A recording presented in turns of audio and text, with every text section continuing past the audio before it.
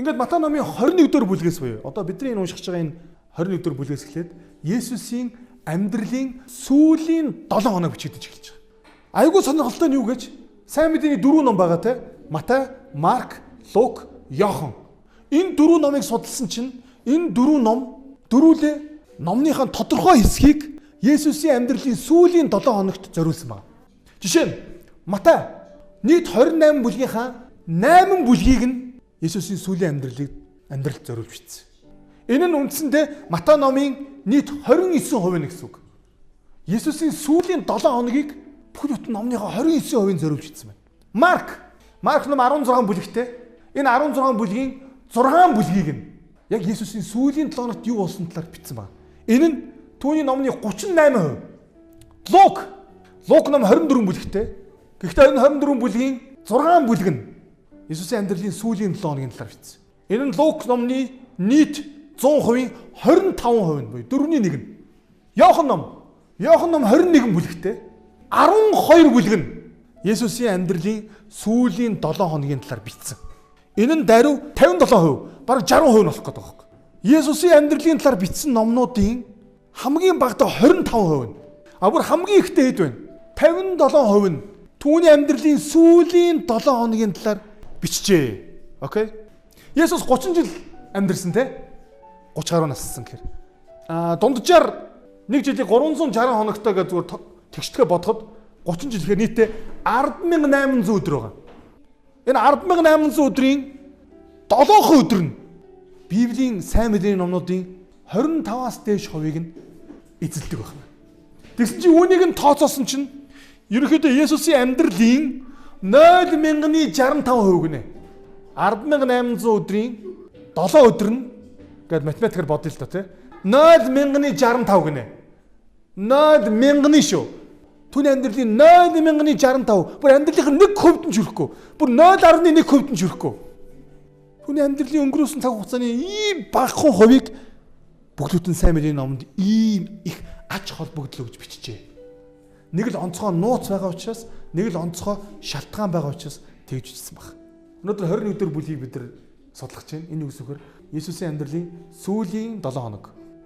Яагаад энэ номны зохиолчид Есүсийн амьдралын сүүлийн 7 хоногийг ингэж чухал бичсэн юм бол? Яагаад вэ гэхээр энэ Есүсийн амьдралын сүүлийн 7 хоногийн хамгийн сүүлийн үйл явдал нь юу гэдэг вэ? Есүс өглөөс дахин амьлж байгаа шүү дээ. Есүсийн цаг үед зөндөө олон месая нар гарч ирж ирсэн байгаа. Өөрийгөө би бол Христ гэдэг. Би бол нөгөө та нарын хүлээгээд байгаа месая ч нь байна гэдэг. Гэтэ бүгдээрээ алуулсан. Бүгд үгсэн гэсэн үг. Нэг нь ч амьлаагүй.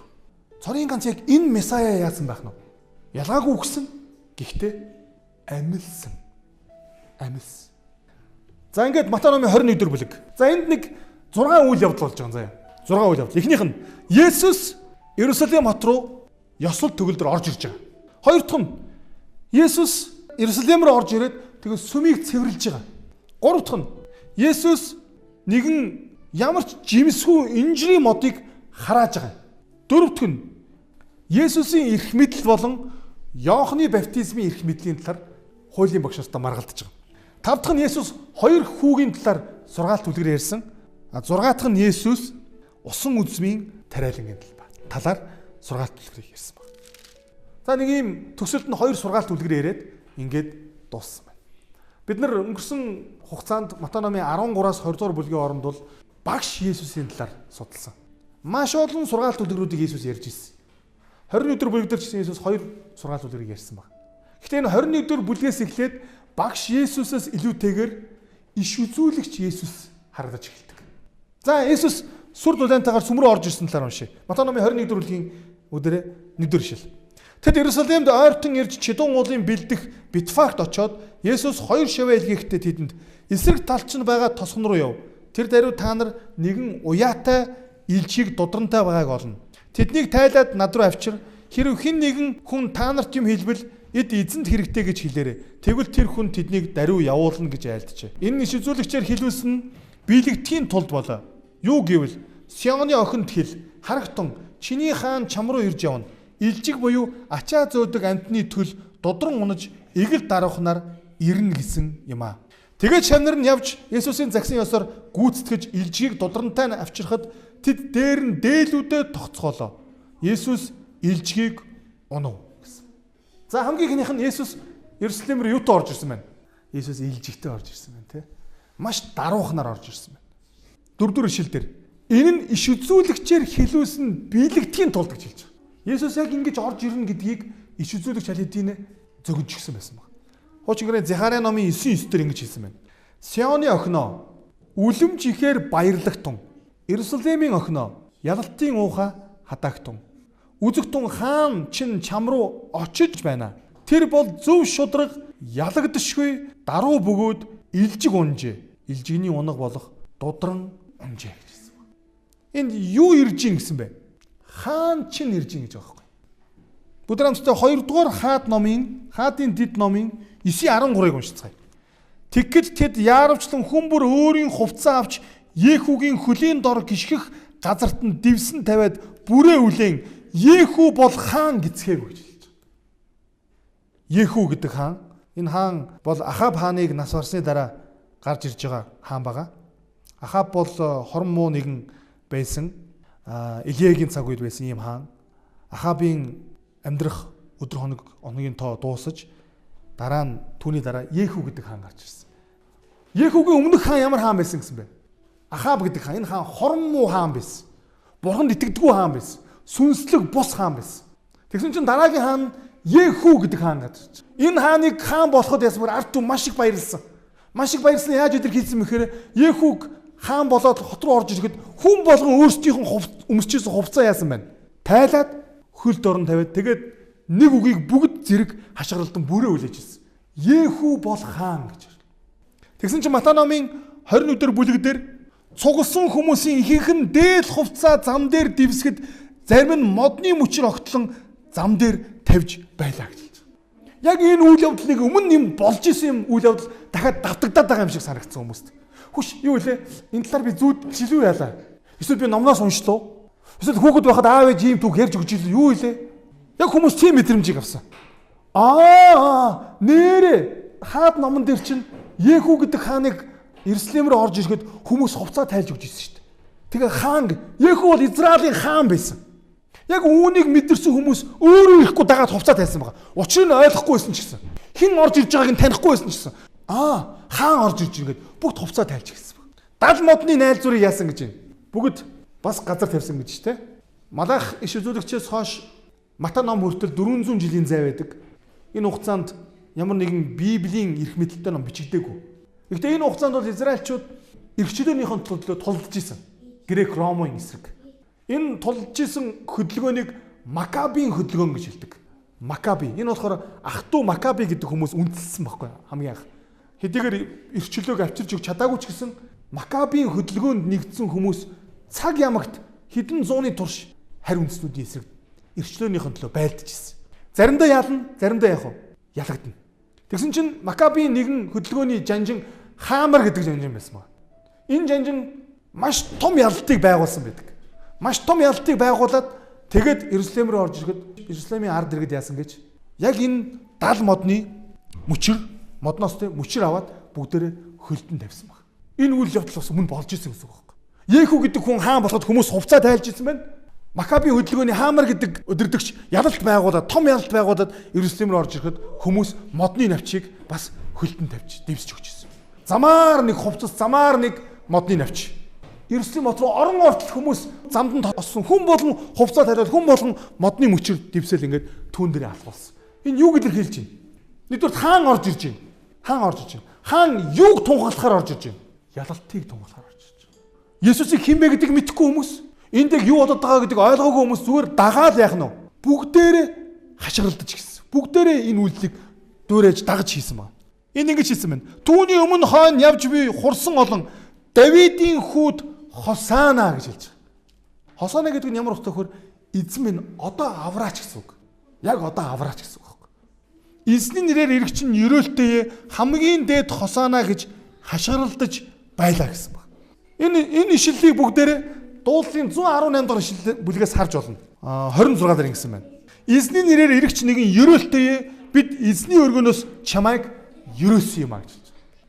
Хүмүүс зүгээр нэг амандаа гарсан үгээ хэлэг байна шүү дээ.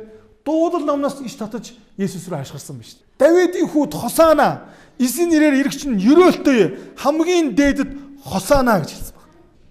Түүнийг Иерусалимд ороход бүх хотынхон үүмэлдэж гэж хэлж байгаа. Тэгэхээр энэ үйл явдал айгүй хурдан болсон юм шиг байгаа юм. Яг тэр яг иймэрхүү хөдөлгөөн болоход газ Ромын цэргүүд ирээд шууд нухчин дарддаг байсан. Ямар нэгэн салан тусгаарлах, бослого дэгдэх юм үйл явдал болох гэдэг гэж үздэг учраас иймэрхүү юм болонгууд Ромын цэргүүд үржээл газ өдөртөгчдийн барьж аваад шууд шорон тэгээл ингээл хүмүүсийг тараачдаг байсан. Гэтэл энэ үед тийм болоогүй. Яасан бэ? Гівгэнд Есүс илжиг унаад хотоор ороод ирсэн хүмүүс гівгэнд хашгиралдаад түүнийг дагаад хоц уцаа тайлаад мод зод тавиад ингээл хүмүүс хашгиралдаад ингээл Есүс богинохон хугацаанд яг нэг юм киноны эхлэлийн сцен шиг ингээл Есүс хот руу яваад орцсон. Гэхдээ хот руу яваад орсны дараа Матай үүнийг юу гэж илэрхийлсэн мэхээр түүнийг Иерусалимд ороход гэж байгаа юм. Бүх хотынхон үүмэлдэг гэж хэлж байгаа. Энэ бүх хотынхон үүмэлдэг гэдэг энэ өгүүлбэр грек хэлэн дээр яг газар хөдлөлтийг илэрхийлдэг гинэ. Газар хөдлөхөд яг яаж чичирдэг вүлээ те? Яг хот ингээд газар хөдлөж байгаа юм шиг ингээд үүмэлсэн, оронгоор иргэсэн. Тэгэд хүмүүсийн аманд нэг юм үг байсан байгаа. Энэ хэн блэ гэсэн. Тэр үүмэлсэн шалтгаан нь ерөөсөө тэр. Энэ хэн блэ? Хүмүүс яг үндэ хэн орж ирж байгааг мдээгүй. Ямар утгатай Иесусыг яах гэж орж ирж байгааг нь ч яг үндэ сүнслэг утгыг ойлгоогүй. Тийм учраас хот үүмэлсэн хүн болгоны аманд ямар үг байсан бэ? Энэ юм бэ? Энэ хин юм бэ? Хөөе, манайхаа юу болоод байгаа юм бэ? Энэ хин юм бэ? Энэ залуу хин юм бэ? Гэт тэ. Нэг зүйлийг ойлгож байна уу? Есүс өөрийг нь хин бэ гэдгийг мэдхгүй хүмүүсийн хашгирах магтаал хүндэтгэлийг ч гэсэн хүлээж авсан уу? Авсан. Есүс тэ бажар. Чи эхлээд миний талаар судал. Эхлээд намайг мэдэж ав. Миний Библийг чэйжл. Тэгээ дараа нь залбираад сур. Ханд өргөлөө өрг. Тэрний дараа би чиний магтаалыг аавна гэж Есүс хэлдэг үү? Үгүй. Өөрийг нь хинбэ гэдгийг мэдхгүй зүгээр хүмүүсийг дагаад Давидын хүү Хосаана гэж тэгэл гайхаад энэ хэн байсан бэ вэ? Манайха. Саяны хүн хин. Есүс тэр хүн бүрийн магтаалыг өөртөө хүлээж авсан. Хүлээж авсан учраас олон түмэн хүмүүсийн хооронд ямар яриа гарсан бэхээр энэ чинь Галилийн Назараас ирсэн иш үзүүлэгч Есүс байгаа юм а гэж хэлсэн баг. Есүс юу гэж хэлсэн бэ?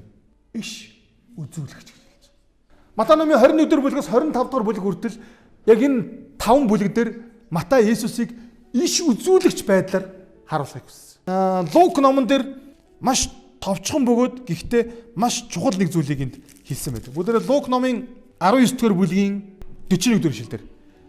Тэгээд Есүс ойртон ирж хотыг хараад түүний төлөө уйлж хэрв чи энэ өдөр амар тайванд юу хүрэхийг мэдсэнсэн бол харин идүүгээ энэ нь нүднээс чинь даллагдав. Дайснууд чинь чиний эсрэг бэхлэлт босгон чамайг бүсэлж тал талаас чинь бүчих өдрүүд ирэх үед чамайг болон чиний дотор хүүхдүүдийг чинь газартаа тэгшлэх болно. Тэд чиний дотор чулуун дээр нь орхихгүй. Учир нь чам дээр Бурхны ирсэн цагийг чи мдээгүй юм аа гэвэ. Есүс Иерусалимыг хараад хот руу орж ирэхдээ замдаа яасан байна? Уйлсан баг. Яагаад Есүс уйлсан юм бол? Есүс Иерусалимыг хайрладаг байсан. Есүс Иерусалимд хайртай. Гэхдээ яг өөрийнх нь үндэстэн, өөрийг нь хамгийн сайнаар таньж мэдэж, өөрийг нь хамгийн ихээр хайрлах ёстой сонгож авсан, дуудаж авсан. Авраамаас эхлэн дуудаж авч ерөөсөн тэр үндэстэн нь өөрийг нь яасан байна? Таниагүй. Тийм учраас Есүс энд хэлж штэ тэ. Учир нь чам дээр Бурхны ирсэн цагийг чи мдээгүй гэж хэлж байгаа. Мдээгүй учраас яасан бэ? Хүн болгон энэ хэм бэ? Матай 16 дээр нэг гайхалтай асуулт байгаа л да. 13 дээр нь хүмүүс хүний хүүг хин гэж ярьж байна вэ гэж асуусан баг. Есүс дагалдагчаас асууж байгаа юм те. Намайг хүмүүс гадуур хин гэж ярьж байна гэсэн. Зарим нь баптизм хүртээгч Йохан, зарим нь Илия, харин зарим нь Иремая гэж эсвэл иш үзүүлэгчдийн нэг нь гэж ярьдаг гэсэн баг. Хүмүүс мэдэхгүй л байсан. Тэгсэн чинь Есүс асуусан дахиад. Харин та нар намайг хин гэж хэлэх вэ гэсэн баг. Тэгсэн чинь Петр та бол Христ амьд Бурхны хүү мөн гэсэн баг. Христ гэдэг нь грек үг л дээ. Энэ юу гэсэн үг вэ гэхээр тослогдсон нэгэн гэсэн үг. Еврейгэр Месая гэж хэлдэг. Тэгэхээр эртний израилчууд тэднийг аврах Месая буюу Христ ирнэ гэж итгэдэг байсан байна. Петр Есүсийг та бол Христ гэж хэлсний үсвэхээр та энэ үндэстний нөгөө хүсэн хүлээж байгаа цорын ганц аврагч болох тэр Месая та мөн гэж хэлж байгаа байхгүй. Тэгсэн чинь Есүс хариуд нь юу гэж хэлсэн бэ? Симон чи ерөөлтөе. Учир нь үүнийг чамд мах цус нь биш харин Тэнгэр дэх миний эцэг илчилсэн юм аа гэсэн байна. Чамд намайг Христ гэдгийг буюу намайг тэр ирэх ёстой байсан тэр аврагч Месая гэдгийг чамд раби нар илчилж өгөөгүй. Тахилч нар илчилж өгөөгүй. Хуулийн багш нар фарисеучуд илчилж өгөөгүй. Энэ мах цуснаас биш гэж байгаа байхгүй. Харин хаанаас гисэн бэ? Тэнгэр дэх миний эцэг илчилсэн юм аа гэж. Амен. Бурхан өөрийнхөө үнэнийг, өөрийнхөө сайн мэдээг Бурхан өөрөө Тэнгэрээс бидэнд илчилж өгдөг. Энэ үүнийг хүн хийдэггүй гэсэн үг. Хүн хэдийгээр Бурханаар ашиглагдаж сайн мэдээг бусдад ярьдаг ч гэсэн, Библийг бусдад ярьдаг ч гэсэн, яг Бурханыг хүний хувийн амьдралд нь, хувь хүнд нь Бурханыг илчилдэг хүч чадал юм бэ гэхээр Бурханд өөрт нь л байдаг. Тэрнээс хүн үнийг хийж чадахгүй. Хүн ямар ч шинжлэх ухааны томьёо, физикийн томьёо, химийн томьёо, математикийн томьёог ашиглаад Бурханыг энэ бол Бурхан үүнд итэг гэд ингээд илчилж, гэрчилж, таниулж, илэрхийлж чадахгүй гэсэн үг. Энэ ажил хаанаас хийгддэг гэсэн бэ? Тэнгэрээс хийгддэг юм аа. Ингээд Есүс сүмд орж ирээд, сүм рүү орж ирээд худалдаачдыг болон худалдан авагчдыг бүгдийг нь хөөн гаргаж, зоос солигчдын ширээ, тагтаа худалдагчдын сандлыг хөмөрч орхиод тэдэнд миний гэр бол залбирлын гэр гэж нэрлэгдэх болно гэж бичигдсэн байдаг. Гэтэл та нар үүнийг дээрэмчтийн үүр болгожээ гэсэн баг. Сүмд байхад нь түүн рүү сохор доглон хүмүүс ирэхэд тэр тэднийг идгээжээ. За ингээд сүм дотор ороод сүмийг нэг талаараа бүснүүлсэн. Нөгөө талаараа сүмийн үйл ажиллагааг түр зогсоосон. За байж. Өнөөдөр Есүс сүмд орж ирвэл бидний юуг зогсоох вэ? Есүс өнөөдөр таны итгэлийн амьдрал таны дотор ороод яг сүмээр орсон шиг таны дотор ороод түүн таалагдахгүй танд юу байгаа бол? Юуг зогсоох вэ? Есүс тэнд юуг зогсоосон бэ гэхээр сүмийг тахил өргөх системээс улбаалan сүмийг мөнгө олох хэрэгсэл болгоцсон байгааг харсан тий? Яасан бэ? Ингээд юм зэрэгэл гарсан байсан. Яг нэг минутээ. Та жог мөнгөтэй бол бух авч болно тий? Ямаа авч болно, одоо юу гэдэг, хонь авч болно, хураг авч болно тий? Тугал авч болно заасан. Тэгээд тэрнээс доошоо бол тагтаа магтаа ингээд жоохон ядуу болж шуу муураар авчиж байгаа. Тэгээд бүр доор нь яасан мэхээр ийм өвчтөө хүмүүс орохыг хориглоно сүм рүү. Сүм яг ерөөсөө нэг ийм зэрэглэлд тогтооцсон кастинг систем шиг юм болчихсон. Есүс үүнийг бүгдийг болиулаад ширээг хөмөрсөн гэж хэлж байгаа. Тэгээд Есүс Исая номын 56 дугаар бүлгийн 7 дугаар ишлэлээс иш татсан. Миний гэр бол бүх үндэстний залбирлын гэр. Амен. Бүх үндэстний гэж байгаа шүү те. Тэрнээс баян хүмүүс их биш. Зөвхөн эрүүл хүмүүс их биш. Бүх хүмүүс их. Тэгээд вэжэтэл яасан байна? Сүмд байхад нь түн рүү сохор доглон хүмүүс ирсэн гэж хэлж байгаа. Ингээд Есүс тэднийг яатсан гэж байна? Идгээч гэсэн. Мойсегийн хуулиар нэг яг ийм тахир дутуу. Ийм хүмүүс сүмд орж болдгоо байсан. Сүмд орохыг хориглодог байсан. Есүс сохор доглон хүмүүс гэдгээс. Өдөр 2 дугаар Самуэль номын 5:8-ыг уншийе. 2 дугаар Самуэль 5:8. Йошуа ном хүртэл Библиэлд эхлээс эхлээд Иерусалим гэдэг нэр байдаггүй. Хамгийн анх Йошуа номон дээр Иерусалим гэдэг нэр гарч ирдэг. Гэтэ энэ Иерусалим гэдэг энэ хот маань тухайн үедээ Израильчуудын хот биш байсан байна. Юбусчууд гэдэг хүмүүс амьдардаг байсан хот. Харь үндэстнүүд. Гэхдээ энэ хот бол айгүй тийм чухал хот. Давид энэ хотыг бол өөрийнхөө хувьд бол эзэлж авахыг хүссэн. Гэтэ нэг хэцүү байсан зүйл нь Иерусалим бол ийм өндөрлөг толгод гүвэн дээр байсан учраас түүнийг дайснууд эзэлж авахд айгүй хүнд хэцүү байсан. Тийм учраас Иерусалимыг бүр юу гэж хэлж байна? Еврейгээр Урусалим. Энэ амар тайвны хот гэсэн үг. Салим гэж байгаа шүү дээ. Салим. Энэ чинь еврейгээр нөгөө шалом гэдэг үгний үндсэхгүй юу? Амар тайвны хот. Үгүйгээр энэ хотыг нэг эзлээд авсан байхад нэг хэсэгтээ амар амгалан дайсуудаас айх аюулгүй. Тэгсэн чинь 2 дугаар Самуэль номдэр нэг юм дүүх гарч иж байгаа. 6 дугаар шилдээс нь хаан өөрийн хүмүүсийн хамт нутгийн уугуул хүмүүс болох Юбусчуудын эсрэг Иерусалимээр ирэхэд тэд Давидэд чи энд орж ирэхгүй. Харин сохор доглонч чамайг хөөж гаргана гэв. Тэд Давидыг ийшээ нэвтэрч чадахгүй хэмээн санаж байлаа. Гэвч Давид Сионы цайзыг эзлэн ав.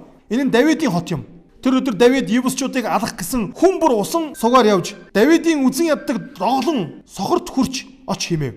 Үүний тулд сохор доглон гэрт орж болохгүй гэж тэд хэлдэг юм. Ингээд Давид тэр цайзад сууж түүнийг Давидын хот хэмээн нэрлэх болов. Хүмүүс Давидыг бассан байна те. Чи энэ хот руу орж чадахгүй чи эзэлж чадахгүй. Яг үндэ чамааг бол энэ хотын сохор доглон хүмүүс ч чамааг хөөгөө гаргах чинь. Яг бол газар зүүн байдлаараа дээр нь гараад тулдж байгаа те нэг юм хөлгөө доглон хүн байсан ч гэсэн тулдаад ялчих боломжтой байна шүү те. Нүдгэн хүн ч гэсэн ингээ дээр нь байгаа учраас айгүй тухтаа байрлаж байгаа учраас жадаа ингэж яхад явчихсан тэр доороос матж байгаа хүнийг бол зоочих чадaltaа те. Тэгсэн чинь Давид эзэлсэн. Үүнээс л яасан гэж хүмүүсийн хооронд хүмүүсийн ярианд ариун газар руу сохор доглон хүмүүсийг бити оруул гэдэг ийм хилц үг гарч ирсэн баг. Бүх тэр хотод байсан сохор доглонууд бүгдийг хятсан баг. Гэтэл үүнээс хойш хэдэн жилийн дараа Давид манай эртний өмнөх 1000 оны үед амьдарч ирсэн. Тэгэхээр Есүс 1000 жилийн дараа өөр нэг хаан энэ хотыг эзэлж авахар ирж байгаа байхгүй. Энэ удаад сэлмээр биш. Харин юугаар эзлэх гэж ирсэн бэ? Хайраараа. Энэ удаад сохор доглоодыг устгах гэж биш. Харин яах гэж ирсэн бэ? Эдгээх гэж ирсэн. Ягаад ч юм нэг хоёр үйл явдал ижилхэн байгаа даа хэвээр. Энэ хаан бол өөр хаан байсан. Энэ хаан бол бусд нь оруулахгүй гэж яхад оруулнаа гэдэг хаан. Бусд нь олж очоод те энэ хотын бүх сохор доглоодыг бүгдийг устгах гэж яхад харин энэ хаан бүх сохор доглоодыг над руу авчир. Би эдгэе. Би амьдруулъя гэдэг. Энэ хаан арай өөр хаан байсан баг. Тэгсэн чинь харин ахлах тахилч нар хуулийн багш нар түүний үйлдсэн гайхамшигт зүйлсийг болон сүм дотор Давидын хүү Тосана гэж хашгиралдах хүүхдүүдийг хараад гэж хэлж байгаа. Та нар төсөөлдөө. Яг ингээд тэнд ингээд тахилч ингээд зогсчихсон чинь нүдний улангаар харж тэнийг залуу бүр сүмийг бүр бүснүүлж ийна бүр орж ирсэн. Ваа нэг хамаг тагтаа магтаа шуу муу мал залын ингээл чөлөөлөл нөгөө зоос мосыг бүгдийг цацаал те. Тэнд нэг гар үрнэ. Сүмийг төвөөж байгаа хөөх. Тэгсэн чинь ингээс хаалган гоцсон. Баахан сохор доглон хүмүүс те. Яста мүлгчихсэн зарим нь ингэж мэгцсэн бүр ингээд сүм рүү ороод ирлээ. Нөгөө хууль дүрм хайччваа. Нөгөө эмх журам хайччв. Нөгөө олон 100 жил тогтсон байсан нөгөө өв уламжлал хайччв. Тийм учраас энд хин ирсэн гэж байна. Ахлах тахилч нар гэж байгаа байхгүй. Тэр сүмийн эзэд ирж байгаа. Том боссууд нь Иесус тэр ирж байгаа. Тэгээд ингэж хэлсэн. Түүний үйлдсэн гайхамшигт зүйлсийг болон сүм дотор Давидын хүү Тосана гэж хашгиралдах хүүхдүүдийг хараад гэж хэлж байгаа. Есүсийн үйлдэлийг ямар ч хэлсэн ахлах тахилч нар хуулийн багш нар харсан байна.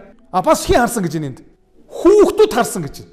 Давидын хүүд Хосана гэд бүгд хашгиралдаж исэн гэж байгаа. Хүүхдүүд шүү дээ. Сүм дотор. Тэгээд түүнд та эдний юу хэлж буйг сонсож байна уу гэд Есүс. Тийм ээ. Нэлх хөхөл хүүхдүүдийн амнаас магтаалыг та өөрийнхөө төлөө бэлдсэн гэснийг та нар огт уншаагүй юм уу гэсэн баг. Энэ хүмүүс чинь хамгийн ихээр уншсан байх хэрэгтэй хүмүүс шүү. Гэхдээ уншаагүй юм гэж асуухад хүртэл шууд чэжээр мэддэг. Дуулал номын 8 дугаар бүлгийн 2 дугаар ишлэл. Өөрийн өстнүүдээс болж балчир нэраа хүүхдүүдийн амаар та хүч чадлыг баттгсан. Дайсан болон хонцгоногчийг дуугүй байлгахын тулд болоо гэж хэлж. Есүс энд хэлэхдээ магтаалыг гэж хэлсэн байна. Гэхдээ хуучин гэрэн дээр хүч чадлыг гэж бас бичсэн байгаа. Хиний амыг гэж хэлсэн гэж байна. Балчир нэраа энэ бол 3 наснаас доош насны хүүхдүүдийг хэлж байгаа. Хил дөнгөж орж байгаа, явж сурж байгаа. Тэгээд няраа гэдэг нь бүр хөхүүл ийм хүүхдүүд Бурхныг магтана гэж байгаа. Бурхны алдрыг хараад, Бурхны хүч чадлыг хараад түүнийг нь тунхаглана. Хиний өмнө гэсэн бэ? Өснүүдийн өмнө, дайснуудын өмнө. Есүс энэ ишлэлийг иш татснараа хуулийн багш фарисеучуудыг ахлах тахилч нарыг та нар бол дайсан. Та нар бол миний дайсан. Та нар эцгийн минь дайсан. Та нар сүмийн дайсан. Харин ч бидний энэ үйлсийг хараад хүүхдүүд эзнийг алдаршуулж. Хүүхэд гэдэг бол тэр сүм нэраа балчир хүүхэд гэдэг бол ямар ч бардам зам байхгүй. Ямар ч жүжиглэлт байхгүй. Ямар ч хоёр нүүр байхгүй. Цэвэр ариун. Бас хэний ч өмнө юу ч хэлэхээс айдаг. Тэгэхээр Есүс энд сүмд юу хийсэн мэхээр шүүлтийг тунхагласан. Ахлах тахилч үнийг мэдэрсэн. Нэгэн эрх мэдэлтэй нэгэн орж ирээд тэгээд яасан мэхээр сүмийг төвөөгээд тэгээд сүмийн ёс журам жаяг бүгдийг зөрчөөд өвчтөө хүмүүсийг сүмд оруулж ирээд тэднийг эдгээгээд яг өөр дээр нь ирсэн ахлах тахилч хуулийн багш нар фарисеучуудыг өсгөр та нар бол эцгийн дайснууд юм аа. Тэгээд тэднийг орхин хотоос гарч Битан дээрээ тэнд хоноглов. Дараагийн ишлэгийг нь угаад. Та нар уншаагүй юм уу гів гээд 16 дугаар ишлэлээр тэгснэ тэгээд тэднийг орхин явлаа. Тэгээ Битанд утсан баг. Унтаад өгсөн. Хоноглов гэж бичсэн байгаа юм л да. Хоноглоно гэдэг чинь юу гэсэн үг вэ? Унтсан гэсэн үг шүү дээ. Битан гэдэг нь юу гэсэн үг гэж? Бит гэдэг нь болохоор еврейгээр байшин гэсэн үг, өргөө гэсэн үг. Библиэлд бит гэдэг нэртэй олон хотууд байдаг. Битсайд, Битфаг, битан, битэл. Битан гэдгийг ан гэдэг үг нь монголоор ан гэж байгаа юм л да. Ивэрэг бол хани гэж байгаа. Битани, хани. Энэ болохоор одоо засах гэсэн үг. Англиар fixing. Одоо манайхаар бол засварын газар гэсэн үг байхгүй юу? Битан гэдэг үг маань. Яг машин эвдрэхээр очиж засдаг газар. Утас эвдрэхээр яадаг вэ? Засуулдаг газар. Хөргөч телевизээр эвдрэхээр засуулдаг газартай адилхан. Засварын газар гэсэн үг. Тэгээд тэндээ хонс. Бидний амьдрал гэсэн ийм засах хэрэгтэй зүйл байдаг. Өглөө хот руу буцахдаа тэр өлсөн ачаа. Тэгээд замын хажуудах ганц инжирийн модыг хараад очтол навчнаас өөр юу ч олдсонгүй. Есүс тэр модонд чамд үр жимээс хизээч бүү ургаг гэхэд тэр даруй инжирийн мод хугаарчээ. Шанар нь үүнийг хараад мэл гайхаж энэ инжирийн мод яаж ийм хурдан хухаар вэ гэцгээ. Есүс өглөө яваад босоод өлсөн учраас нэг инжирийн мод хараад амар их навчтай байхаар нь за энэ жимс байгаа. Хэдийгээр энэ дээгүр хөнгөрөх баяр болох гэж байгаа. 4-р сар боловч 6 сард хурааж авдаг л та инжирийг. Гэхдээ хэдийгээр бүрэн болсороо гэж гисэн тодорхой хэмжээнд түүхийч гисэн, гашуунч гисэн ямар ч нэг юм үлсгэлэн үл дарах хэмжээний жимстэнд байх хэрэгтэй байхгүй. Тэгээд нэг том инжирийн модыг навчийг ингээл үзээдсэн яасан бэ? Нэг ч жимс олоогүй. Тэгэхээр нь Есүс чамд үр жимс хизээч бүү ургаг гэхэд тэр даруй инжирийн мод хувхаарсан баг. Ингээд Есүс дахиад сүмд очсон. Сүмд ороод сургаал зааж байсан чинь ахлах дахич нар болон олон түмний өдөртөгчд түүнөр ирсэн. За өчтөр нэг уулзсан хүмүүс дахиад түн дээр 2 удаа second round рингэн дээр үзэж шít. Түн рүү ирээд та ямар эрх мэдлэр эдгээрийг үйлдэнэ вэ? Хин танд эрх мэдэл өгсөн болоод хин танд үүнийг зөвшөөрсөн болоод та те сүмд орж ирээд энэ мал адгуусыг хөөж туугаад энэ хүмүүсийг бүснүүлээд хин танд эрх мэдэл өгсөн болоод та энэ сүмд сохор доглон хүмүүсийг оруулж ирээд хин танд эрх мэдэл өгсөн болоод та энд ингээд сургаал айлаа зогсож байгаа гэсэн. Есүс тэдэнд би танараас бас нэг зүйлийг асууя. Хэрв надад хариулбал би ч гэсэн ямар эрх мэдлэр эдгээрийг үйлдэлгээ та нарт хэлье. Иохны баптизм хаанаас ихтэй байсан бэ? Тэнгэрээс үү эсвэл хүмүүсээс үү гэхэд тэд өөр хоорондоо хэлэлцв. Хэрв бид Тэнгэрээс гिचвэл тэр бидэнд тэгвэл та нар яагаад түүнд итгээгүй юм бэ гин? Хэрв хүмүүсээс гэвэл энэ хурсан олон түмнээс бид айж байна. Учир нь тэд бүгдээрээ Иохныг иш үзүүлэгч гэж үздэг шүү дээ гэсэн. Есүс Иохны баптизмыг жишээ авсан тийм. Есүс өөрөө Иохан дээр баптизм хүртсэн шүү дээ. Есүс өөрөө Иохан дээр баптизм хүртээд тэгээд энэ баптизм нь хаанаас их мэдлэр хийдэж байгаагаа өөрийнх нь баптизмаар нотлсон шүү дээ. Есүс усан баталгаа хүртэх Тэнгэрээс ямар дуу гарлаа? Энэ бол миний хайртгүү. Түүнд миний таалал оршдог. Ингээд түүн дээр ариун сүнс бууж ирдэг те. Есүс Иоханоор усан баталгаа хүртэхэд энэ хийж байгаа ёслол энэ баптизм бол өгөгдөж байгаа их мэдл нь таал нь хаанаас вэ? Тэнгэрээс гэдэг нь тодорхой байсан. Энэ юуг илэрхийлэх гэдэг. Миний ярьж байгаа их мэдл ч гэсэн Тэнгэрээс. Эцэг таалдаг. Эцэг баптизмыг нь ч таалсан, эцэг Иохныг ч таалсан, эцэг Есүсийг ч таалсан. Эцгийн таалсан нэгнийг харин эсрэгээрээ фарисеучуд яахгүй байгаа. Таалахгүй байгаа тоххой. Түүнд бид мэдэхгүй гэж хариулсан байна. За энэ бол 90 зууны хамгийн агуу хариулт. Бид мэдэхгүй. Хотод Есүсийг орж ирэхэд хүмүүс юу гэж хэлээ? Энэ хэн бэ? Энэ хүн хин юм бэ? Мэдэхгүй байсан те. Фарисеучуд ч яаж саянд бид мэдэхгүй. Петрт Есүсийг Христ гэдгийг, Месая гэдгийг хэн хэлчихсэн бэлээ? Магцус биш, фарисеучуд биш, хуулийн багш нар биш, раби нар биш, тахилчид биш. Харин хэн бэ? Петрэ. Чи ерөөлтэй. Чамд үүнийг магцус нь биш, харин миний эцэг илчилжээ гэсэн ба. Энэ илчил таанаас байсан байна. Тэнгэрээс. Тэгсэн чинь энд фарисеучуд болон хуулийн багш нар ахлах тахилч нар яасан бэ? Бид мэдэхгүй. Тэдэнд илчлэлт байхгүй гэсэн үг. Тэдний хувьд Тэнгэр хаагдсан. Ямар ч дуу чимээ, анир чимээ байхгүй. Ямар ч таалал байхгүй гэсэн үг. Хүүхдүүд хүртэл Есүсийг таниад те. Сүм дотор хашгиралдаад гүйлдээд Хосаана, Давидын хүүд Хосаана гэж яхад хамгийн их сайн мэдж явах хэвээр. Насаараа номын судалсан, насаараа ногоото ширээ нуучсан те. Хүмүүс бид мэдэхгүй гэж байгаа. Та хэм бэ? Та хаанаас ийм их мэдлэр ирээд байна вэ? Бид мэдэхгүй гэх те. Тэгсэн чинь Есүс би ч гэсэн ямар их мэдлэр эдгээрийг үйлдгээ та нарт хэлэхгүй. Би та нарт хаанаас их мэдлэр ярьж байгааг хэлэхгүй. Гэхдээ та нарт нэг зүйл хэлье гэсэн байна. Энэ миний хамгийн дуртай сургаал үлгэр. Харин та нарт юу гэж бодож байна? Нэгэн хүн хоёр хүүтэй байж. Тэр ууган хүү рүүгээ очиж хөө минь өнөөдөр явж усан үзмийн тариалан дээр ажил гэсэнд хүүн заа гэж хэлсэн атлаа явсангүй.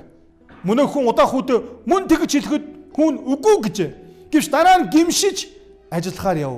Тэр хоёрын аль нь эцгийнхэн хүслийг биелүүлсэн бэ гэхэд тэд сүүлчийнх нь гэвэ. Есүс асуусан те. Энэ хоёрын аль нь эцгийнхэн хүслийг биелүүлсэн бэ? Тэрнээс энэ хоёрын аль нь эцэгтэй тийм гэж хэлсэн бэ гэж асуугаагүй. Нэг нь заа гэж хэлчээд биелүүлээгүй. Нэг нь үгүй гэж хэлчээд тэгэд гимшээд яасан бэ? Биелүүлсэн. Есүс тэдэнд хандан үннээр би танарт хэлье. Татвар урагчид болоод янхнууд та нараас түрүүнд Бурхны хаанчлалд орох болно гэсэн байна. Татвар урагч болоод янхнууд тэднийг харахаар гаднах байдлаар нь харахаар Бурханд үгүй гэж хэлсэн юм шиг. Гэхдээ зүрстгэлд нь эзэн Тэнгэрээс өөрийгөө илчилж байгаа учраас тэд гимшээд яадаг байна. Эзэн дээр ирдэг. Харин фарисеучудаа, хуулийн багш нараа та нар гаднах байдлаараа өмссөн зүйлснээр ярьж байгаагаар яг Бурхан заагаад хэлсэн юм шиг хүмүүс. Гэхдээ та нар нэг хоёр хүүтэй хүний тэ нэг хүүшгэн дотроо үгүй гэж хэлдэг. Та нараас түрүүнд Бурхны хаанчлалд орно гэсэн. Татвар урагчид болон янхнуудыг өөр сургаалт зөвлөлийг сонсцгоо. Нэгэн газрын эзэн ус ус юм отарч түүнийг тойруулан хашаа барьж дарс шагаж савыг суулгах нүг ухаж цамхаг босгожээ гэж хэлж байгаа. Тэгээд түүнийг тариаланчдад түрээслээд аянд явжээ. Ургац хураацах болоход эзэн усан үзэм авчруулахаар боодуудаа усан үзмийн тариаланч руу илгээжээ. Усан үзмийн тариаланчид буюу нүг түрээслэгчид боодуудыг нь бариад нэгийг нь зодож нөгөөг нь алж гурав дахьыг нь чулуугаар зөхөв. Эзэн урд явуулснаас ч олон тооны боодуудыг дахин илгээхсэнд тэд мөн л адил ханджээ. Гэвч дараа нь тэд миний хүүг хүндлэн гэд хүүгээ илгээв. Харин тариаланчид хүүг хараад өөр хоорондоо эн чинь өв залгамжлагч нь байна. Ирэх тун түүнийг алж өвийг нь булаацгаая гэжээ. Тэгээд түүнийг бариад усан үзмийн тариалангийн гадна гаргаж хаяад түүнийг алав. Тэгэхдээ усан үзмийн тариалангийн эзэн хурч ирээд тэдгээр тариаланчдыг яах вэ гэсэнд тэр эзэн тэдгээр муу хүмүүсийг муугаар төгсгөж түүнд хугацаанд нь усан үзмийг тушааж өгөх өөр тариаланчдад усан үзмийн тариалангаа түрээслэнэ гэвэ. Есүс тэдэнд яг нөгөө хүүхдүүдийн талаар иш татсан болов уу? Нөгөө дуулалын 118-аас дахиад Есүс тэр хэдэнд барилгачдын голсон чулуу булангийн тулгуур чулуу болжээ. Энэ нь эзнээс ирсэн бөгөөд бидний нүдэнд гайхалтай гэсийг та нар судраас огт уншаагүй юу? Дуулалын 118-ийн 22 дугаар ишлэлээс. Иймээс та нарт хэлье. Бурхны хаанчлалыг та нараас авч түүний үр жимсийг нь ургуулах үндэстэнд өгөх болно. Хин энэ чулуун дээр унана? Тэр хүн хідэн хэсэг хэмгэх бөгөөд хиний дээр энэ чулуу унана? Тэр хүнийг шороо мэт бутаргана гэж айлцсан байна. Хүмүүсийн голсон чулуу, хинт чирэггүйтэйг өшгөржсэн чулуу явж юу болсон гэж байна. Барилгын тулгуур чулуу болсон гэж. Тэгээ хин энэ чулуун дээр бүдэрч унаад өвдгөө нэцлэн яа гэд унана. Тэр хүмүүс хэмхэрнэ гэж байгаа. Эсвэргээр хиний дээр яг тэр чулуу унана тоос шороо мэт бутарна. Фарисеучуд ба ахлах дахиалч нар түүний сургаалт зөвлөлийг сонсоод тэр өөрсдийнх нь тухай ярьсныг ойлговоо гэж хэлж байгаа. Тэгэд Есүсийг ойлгоогүй. Гэхдээ тэд өөрсдийгөө ойлгосон. Заримдаа сургаал номлолоос бидэрт нэг ийм үр дүн ирдэг. Бид Бурхныг яг бүрэн гүйцэд ойлгож чадахгүй ч гэсэн Бурхан танаас яг юу хүсэж байгаа гэдгийг бид ойлгож авдаг. Бид өөрсдийгөө хардаг гэсэн үг. Тэд түүнийг барихыг санаарсан авч олон түнээс айж байлаа. Учир нь хүмүүс түүнийг иш үзүүлэгч гэж үздэг байваа. 21 дэх бүлэг дээр энэ бүлэг бол юу гэхээр бүх зүйл харагдаж байгаа шиг биш гэдэг бүлэг. Есүс Иерусалим руу хаан адил орсон. Гэхдээ тэрээр хүмүүсийн харж байгаа шиг тийм хаан байгаагүй. Тэр загалмай дээр үхэх хаан байсан. Амен. Амен. Есүс гаднах байдлаараа яг сүм шиг харагдаж байгаа.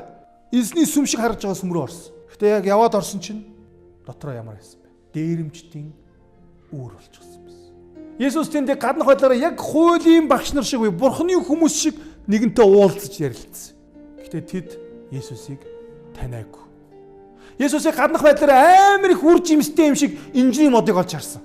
Гэхдээ яг яваад очсон чинь нэг ч үр жимс, нэг ширхэгч жимс тэндээс олоогүй. Есүс гаднах байдлаараа аавда үгүй гэж хэлж байгаа боловч харин гимшээд эцгийнхээ хүслийг биелүүлсэн хүүгийн сургаал зөвлөе ярьсан. Есүс анх хүмүүс харагдах байдлаараа маш сайхан усан үзмийн тариалан түрээсэлчлээ гэж бодсон чинь төрсөн хүүг нь үртэл алсан тийм түрээслэгчдийн талаар сургаал зөвлөе ярьсан. Хүмүүс тэрэггүйдээ гэд гологдчихсэн чулуу харагдах байдлаараа яг цагаа тулсан чи яасан бэлээ? Булангийн тулгуур чулуу. Бүх зүйл харагдаж байгаа шиг биш. Харагдах гоё. Гэхдээ мөн чанар нь Бурханд хамгийн үнэтэй. Гоё сүм шиг харагдаж болно бид нар. Гоё итгэгч шиг харагдаж болно.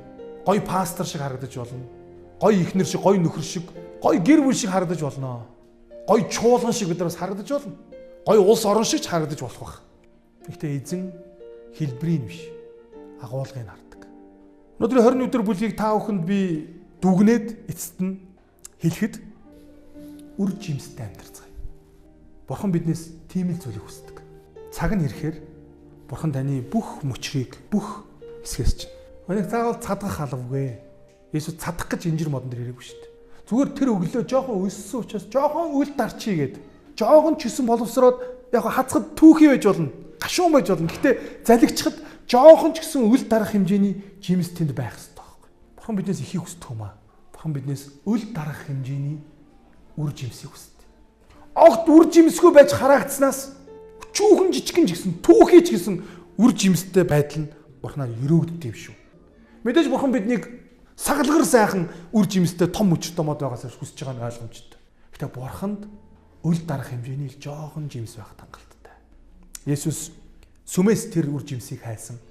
Есүс сүмийн удирдагчдаас энэ үр жимсийг хайсан. Есүс Иерусалимаас энэ үр жимсийг хайсан. Есүс Израилаас бас энэ үр жимсийг хайсан. Өнөөдөр ч гэсэн Есүс өөрийн бүхий сүм чуулганаас, бүх итгэгчдээс, бүх гишүүдээс, бүх пасторудаас яг энэ үр жимсийг л өнөөдөр хайж байгаа. Тэр үнэхээр таны хувьд таны амьдралын хаа мөн үү? Тэр үнэхээр таны хувьд тэр залбирлын эцэг, тэр залбирдаг те холбогддог тэр Бурхан чинь мөн үү? 20 өдөр бүлийн 30 дугаар ишлэлдэр үгүй гэж хэлээд дараа нь гимшиж ажиллахаар явсан хүүгийн тухаар ярьсан байна. Өнөөдөр та Бурханы үг тушаалыг хүлээж аваад за итгэлээ амен гэж хэлээд өнгөрдөг нэг нь үү? Эсвэл үнэхээр эцгийнхээ хүслийг биелүүлж Бурханы үг тушаалын дагуу амьдарч өөртөөгөө ажилдаг нэг нь. Итгэлийн амьдрал бол өөртөөгөө ажиллах цаг мөч.